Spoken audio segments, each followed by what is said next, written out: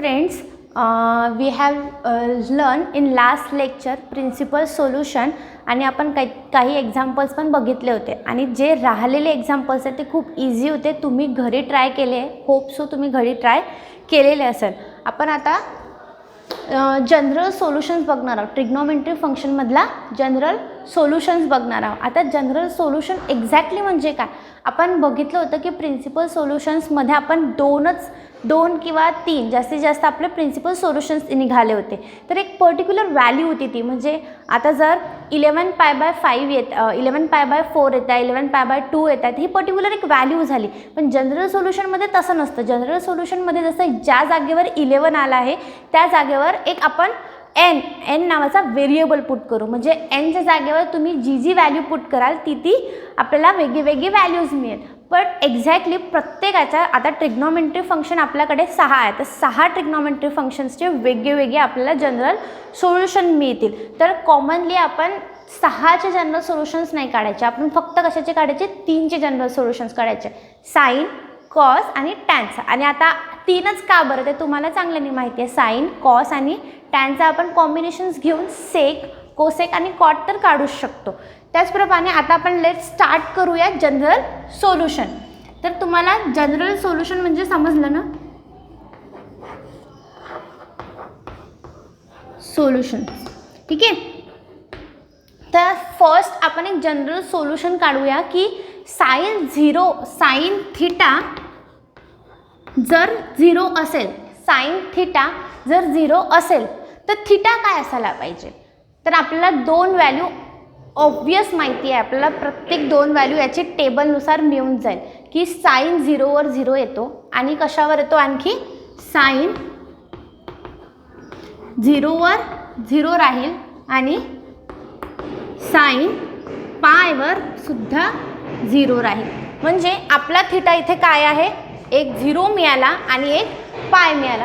पण आपल्याला काय मिळाले, दोनच फक्त व्हॅल्यूज मिळाला, दोनच थिटा मिळाला. कोणता, एक 0 आणि एक पाय. पण नंबर ऑफ थिटाजमध्ये आपल्याला किती मिळेल, 0 मिळू शकतो, ऑब्वियस मिळू शकतो. कुठे मिळू शकतो, 0ला मिळत आहे, पायला मिळत आहे, अगेन 2π मिळेल, 4π मिळेल, 3π मिळेल. तर आपण हा 4π प्रत्येक वेळेस लिहत जाणार आहोत का, की बाबा 1π आहे म्हणजे 1π इट मीन्स पायला 0 येतो आहे, 2πला 0 आहे, प्रत्येक वेळेस लिहायचं का आपण, नाही. तर आपल्याला माहिती आहे आपण एनने सुद्धा डिनोट करू शकतो.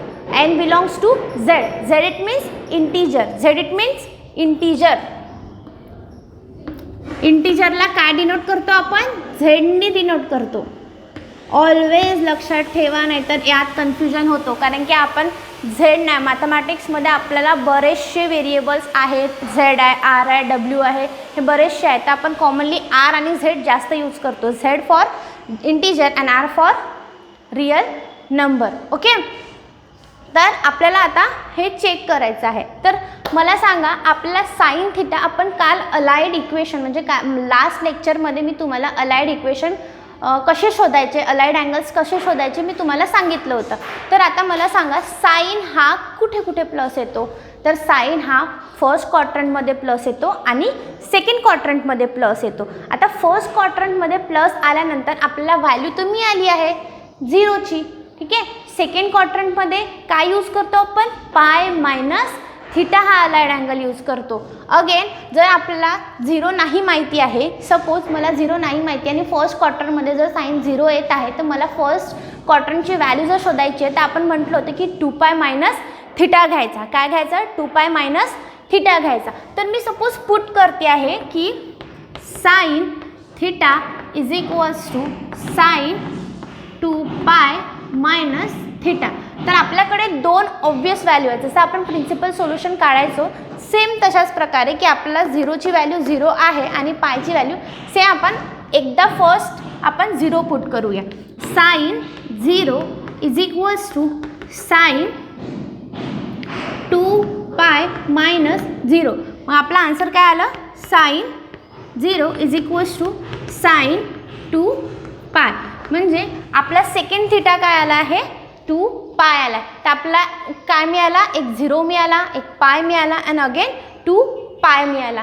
सिमिलरली मी पुट करते आहे पाय पुट करत आहे, थिटामध्ये काय पुट करत आहे, पाय पुट करत आहे, 2 पाय मायनस पाय. ओके, यात किती येईल माझा आन्सर,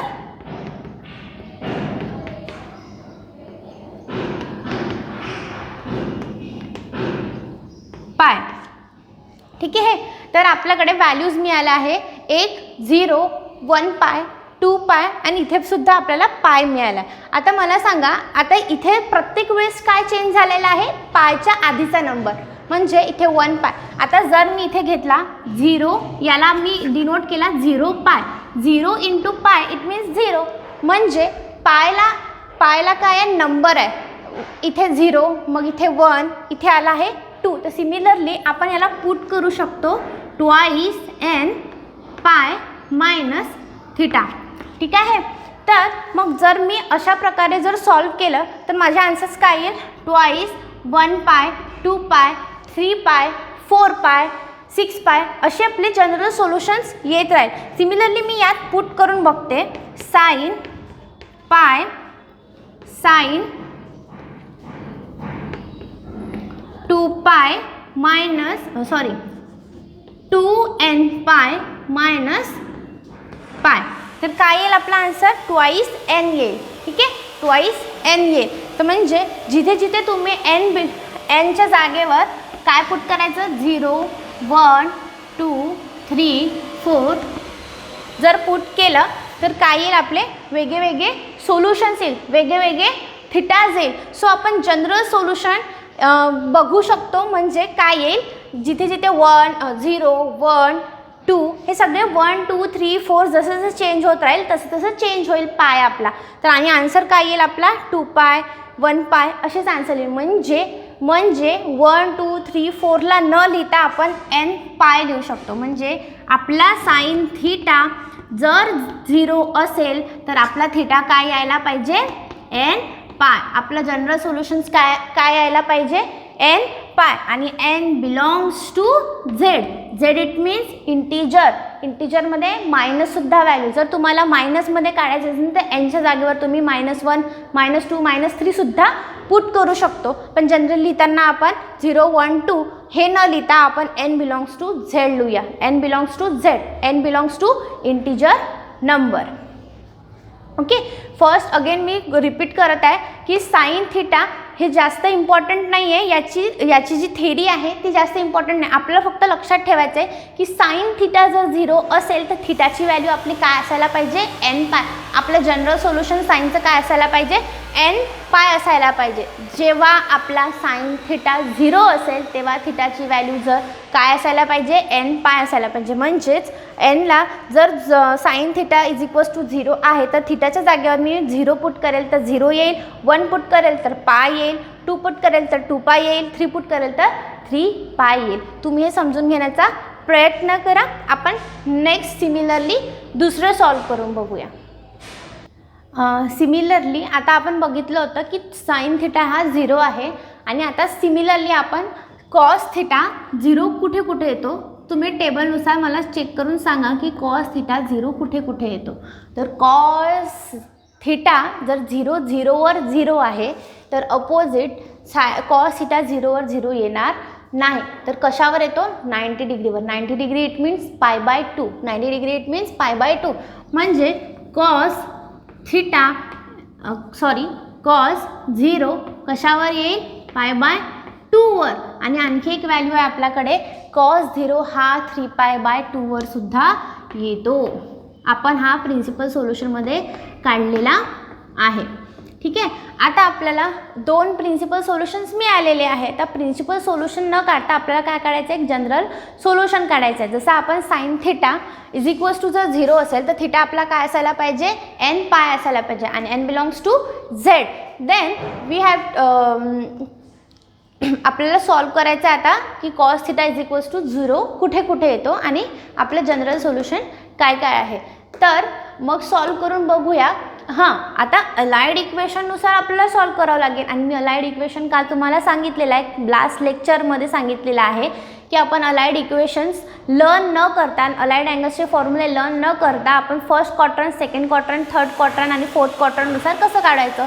तर मग मला सांगा आपण काय घेतलं होतं, फर्स्ट क्वाड्रंटला all trigonometry functions are positive, then सेकंडला साइन अँड कोसेक, थर्डला टॅन अँड कॉट, आणि फोर्थ क्वाड्रंटला काय होतं, कॉस आणि सेक होतं. मग आता आपल्याला कॉसच काढायचं आहे. तर कॉसमध्ये काय घेतलं होतं आपण, 2π प्लस थिटा. ठीक आहे, आपण अलाइड अँगल काय घेतला होता, 2π प्लस थिटा. तर मी काय घेत आहे, अलाइड अँगल घेत आहे cos theta is equals to cos 2π plus theta. आता आपल्याकडे थिटा काय आहे, एक π/2 आहे आणि एक 3π/2 सुद्धा आहे. मी फर्स्ट पुट करत आहे, π/2 is equals to cos 2π plus π/2. आता आपल्या इथे आन्सर काय येईल, कॉस 4π प्लस इज 5π/2. ओके, आणि आपला इथे आन्सर काय आलं, 5π/2. सिमिलरली इथे आता 2 आहे, तर सिमिलरली आपण जनरल काढायचं आहे ना आपल्याला. सिमिलरली आपण काय घेऊ शकतो, इथे 4π प्लस π/2. सिमिलरली आपण इथे काय घ्यायचं, 4, 2 2चा डिफरन्स, 2 2चा डिफरन्स आहे, तर 2 4. नेक्स्ट काय येईल, 6π प्लस π/2. तर मग आपले असे जनरल सोल्युशन आपल्याला भेटत जाईल. आता इथे काय मिळालं आहे, 2π मिळाला आहे, 4π मिळाला आहे, 6π मिळाला. केव्हा, जेव्हा आपण थिटाची व्हॅल्यू π/2 पुट केलेली आहे. सिमिलरली आपण काय लिहू शकतो याला, cos theta is equals to काय, आपल्याजवळ इथे 2 पुट झाला, इथे 2 2 ने डिफरन्स येत आहे. तर 2 2 ने डिफरन्स येत आहे, जसं आपण साईनला घेतला nπ, जर मी इथे 1 पुट केला 1π झालं, पण आपला 2 2 ने डिफरन्स येत आहे. फर्स्ट काय आला, पाय आला, तर पाय नंतर 2 आला, 2 नंतर 3 न येता 4 आला, 4 नंतर 6 आला. तर आता 2 2चा डिफरन्स आहे, तर आपण मल्टिप्लाय काय करू, 2n करू. ठीक आहे, 2n करू, म्हणजे जर मी 1 पुट केला तर 1 × 2 इज 2 येईल. ठीक आहे, म्हणजे आपला 2 येईल. ठीक आहे, तर समज 2n. ओके, देन मग आपल्याला प्रत्येक याच्यामध्ये काय कॉमन आहे, π/2 कॉमन आहे, आणि हा पाय तर आहेच. इथे मी जर π/2 घेतला तर आपल्याला असं जनरल सोल्युशन भेटेल 2nπ प्लस π/2. आणि यात आपण π/2 कॉमन काढू शकतो. तर कसा काढायचा, 2n प्लस इथे काय π/2 कॉमन बाहेर काढला, 1 × π/2. तर आपलं जनरल सोल्युशन काय होईल, 2n प्लस 1 π/2. कॉसचं आपलं जनरल सोल्युशन काय आलं, 2n plus 1 π/2. And n belongs to z, म्हणजे z काय येईल, 1 0 1 2 3 4, अदरवाईज -1 -2 -3 -4. सिमिलरली सेम तसंच काढायचं आहे आपल्याला. आणि याचं इक्वेशन डेरिवेशन आपल्याला महत्त्वाचं नाही आहे, आपल्याला फक्त आणि फक्त याचं जनरल सोल्युशन महत्त्वाचं आहे. सो तुम्ही लर्न करा आणि याला व्यवस्थित लक्षात ठेवा, कारण की नेक्स्ट जेव्हा आपण प्रॉब्लेम सॉल्व करू तर साइन थिटा जर 0 येत असेल तर त्याचं जनरल सोल्युशन काय आहे, कॉस थिटा जर 0 येत असेल तर त्याचं जनरल सोल्युशन काय आहे. तर cos theta is equals to 0 आहे, तर थिटा काय असायला पाहिजे आपला, 2n plus 1 π/2 and n belongs to z. आता आपण साइन 0चं बघितलं आहे, कॉस 0चं. मी तुम्हाला सांगितलं होतं की आपल्याला फक्त 3 ट्रिग्नोमेट्रिक फंक्शनचे जनरल सोल्युशन्स काढायचे आहे. तर आता आपल्याला टॅन थिटा आपल्याला जनरल सोल्युशन काढायचे की टॅन थिटा 0 कधी कधी येतो. आता टॅन थिटा 0 कधी येतो ते शोधण्यापेक्षा आपण टॅन थिटाचं कॉम्बिनेशन शोधूया की टॅन थिटा कुणाकुणासोबत येतो. तर कुणासोबत, साइन आणि कॉस सोबत. तर मी लिहिते की sine theta upon cos theta. आता मला सांगा की साइन थिटा 0 0 कधी येतो आणि कॉस थिटा 0 काय येतो.